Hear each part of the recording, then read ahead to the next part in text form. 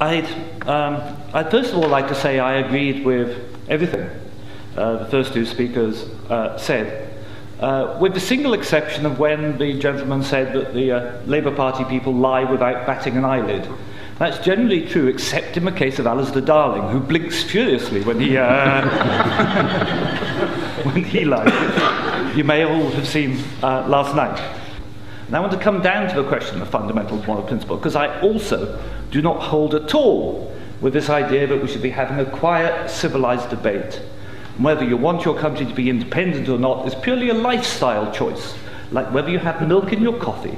And when it's all over, we all have to be nice to each other and be terribly pleasant to the traitors in our midst. I don't hold with that at all. And I tell you why. I worked for the British Foreign Office. I became a British ambassador. I was a British diplomat for 20 years. I was always very patriotic to be British. I was very, very proud. I remember when I first became a British ambassador and first went out in my own flag car with the Union Jack flying on the front as the ambassador, you know, I had a lump in my throat. It was a proud moment for me. It was only 6 months after that I discovered that in the country where I was ambassador, we and the Americans were shipping people in order for them to be tortured. And some of them were tortured to death.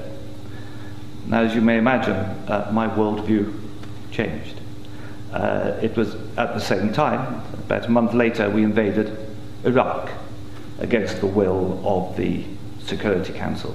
Not just without permission of the Security Council, but in the full knowledge that if it had gone to the Security Council, we would have been voted down. And I, as a British diplomat, saw all the internal memos that went through that decision.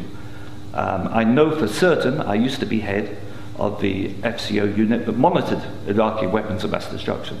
And I know for certain, I can tell you, that they knew there weren't any. It wasn't a mistake, it was a lie. I think it is impossible to be proud of the United Kingdom. I think when we invaded Iraq, we did to the United Nations what Hitler and Mussolini did to the League of Nations.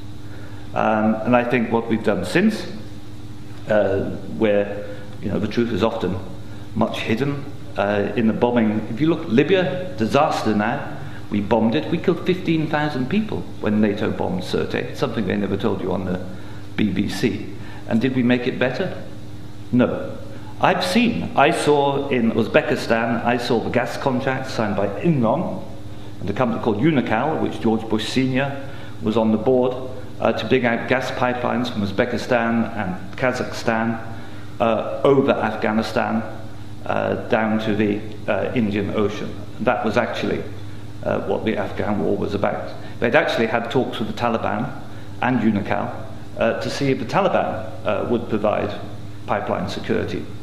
The person who held those talks was the consultant for Unocal, who's a certain Mr. Karzai, who, after being employed by George Bush Sr. as a consultant, went on to become president of Afghanistan.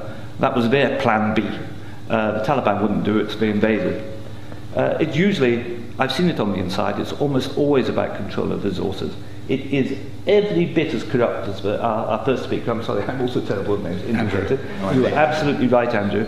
And I can tell you it's not an academic construct. The system stinks.